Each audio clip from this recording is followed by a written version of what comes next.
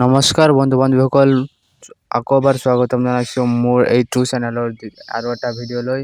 তো বন্ধু বান্ধৱীসকল যোৱা ভিডিঅ'ত মই দেখুৱাই দিছিলোঁ কেনেকৈ আধাৰ কাৰ্ডৰ সৈতে আপোনাৰ ভোটাৰ কাৰ্ডটো লিংক কৰিবৰ কাৰণে এপ্লাই কৰিব। তো বন্ধুসকল যিসকলে ভিডিঅ'টো চোৱা নাই ডিছক্ৰিপশ্যনত লিংক পাই যাব, আপোনালোকে তাত গৈ নিজৰ মোবাইলেৰে কেনেকৈ লিংক কৰিব সেইটো ভিডিঅ' পাই যাব।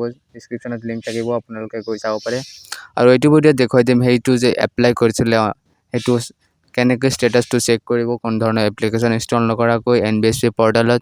তো ভিডিঅ'টো শেষলৈকে চাই থাকিব। এইটো ভিডিঅ'ত একদম শ্বৰ্টকাটকৈ দেখুৱাই দিম কেনেকৈ চেক কৰিব। তো বলক ভিডিঅ'টো আৰম্ভ কৰোঁ।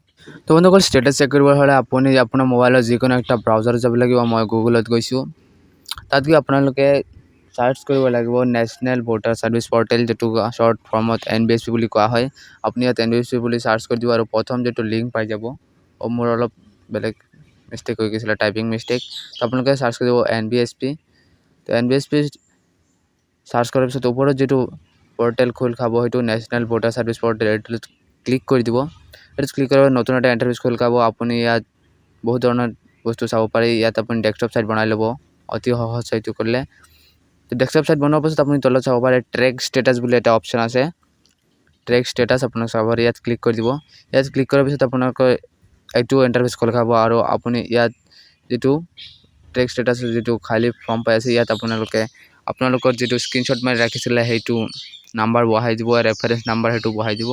আৰু ৰেফাৰেঞ্চ নাম্বাৰটো বহোৱাৰ পিছত ট্ৰেক ষ্টেটাছত ক্লিক কৰি দিব।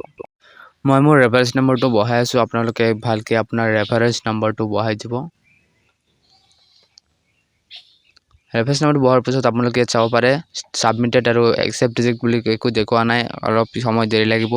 একচেপ্ট ৰিজেক্ট এইটো চাই আপোনালোকক একচেপ্ট ৰিজেক্ট বুলি ক'ব, দেখুৱাইছে ছাবমিটেড বুলি দেখুৱাই আছে। তো বন্ধুসকল ভিডিঅ'টো যদি ভাল পাইছে লাইক কৰিব আৰু চেনেলটো ছাবস্ক্ৰাইব কৰি ৰাখিব।